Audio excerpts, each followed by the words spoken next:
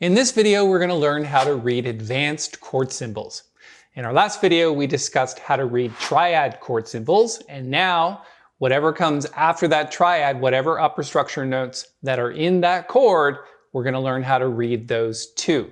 We're also applying all of this knowledge that we're learning to a specific song, in this case, "O Christmas Tree." I'm pretty sure you're familiar with the Christmas classic.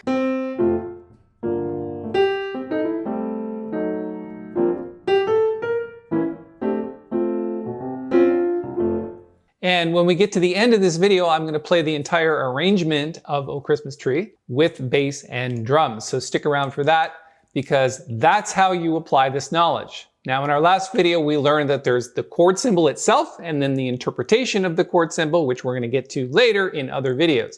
Right now, just understanding what the chord symbol is, but then later the interpretation equals being a good jazz player. That's the whole point. A jazz player is able to interpret the chord symbols and play on the piano based on those symbols, play specific voicings to get that good sound. Where did we end off in our last video? What triads are. So the triad is basically either start off with a major third and then a minor third, or it starts off with a minor third and ends with a major third. It's either one or the other, except for the final one, which is a diminished chord, which is two minor thirds. And again, we learned that it came right out of the scale, which is the key of the moment, which is the key of F. Okay, now what happens if you add another third to these? Like this. Just keep going up in thirds. And it comes right out of the key. So what we're going to do is move this down to make it a little bit easier to read.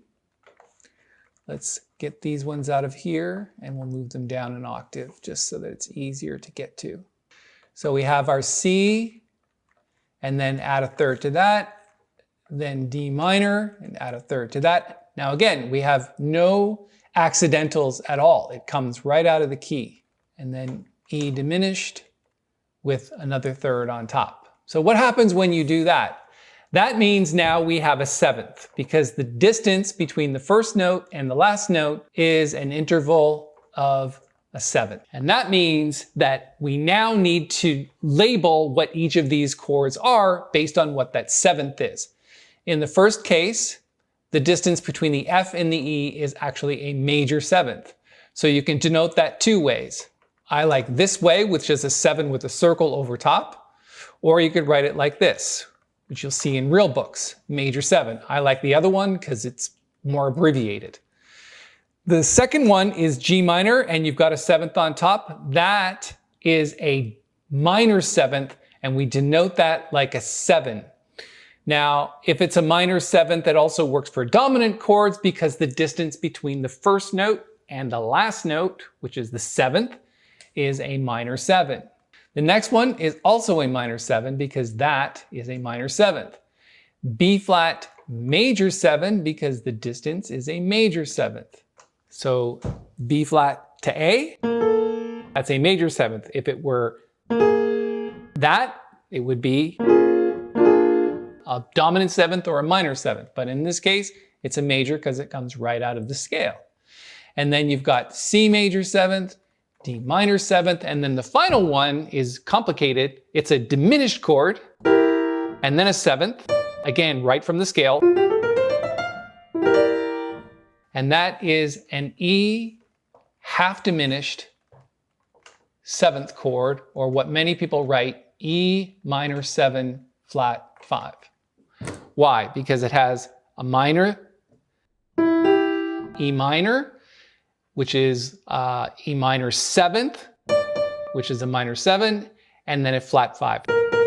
So E minor plus a 7th out of the scale plus flat 5.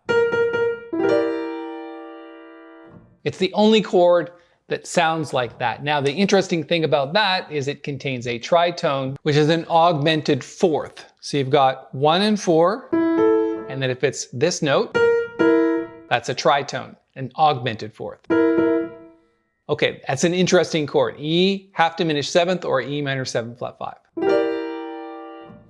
So if you take that knowledge and you go back to our song, you can see that the only chords now that remain are this one, and this one are the only different ones. The rest of them, those notes are right from the scale itself.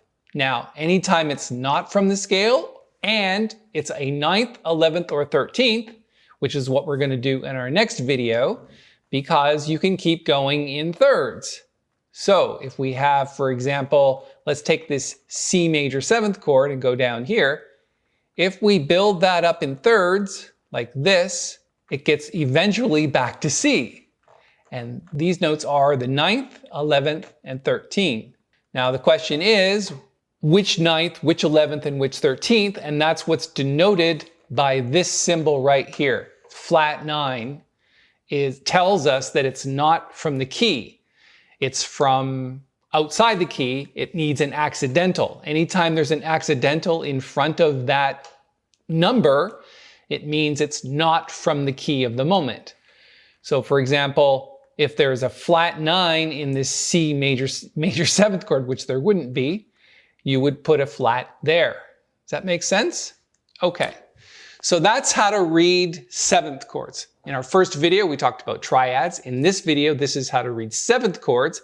And in our next video, we're going to learn the rest, 9ths, 11ths, and 13ths, and how to interpret those as well. Let me play "O Christmas Tree" using the chord symbols that you see here to interpret the song. I'm going to play it with bass and drums, and I hope you enjoy it. If you like this video, give it a thumbs up, and please subscribe to the channel. And this was a question from one of our viewers, Michael Ryan, who basically wants to learn how to read chord symbols. So we're going to need another video, maybe another one after that, but this is the formula that you need to do, because eventually you want to be able to interpret those chord symbols, which is what I'm going to do now as I play "O Christmas Tree." Thanks for your time.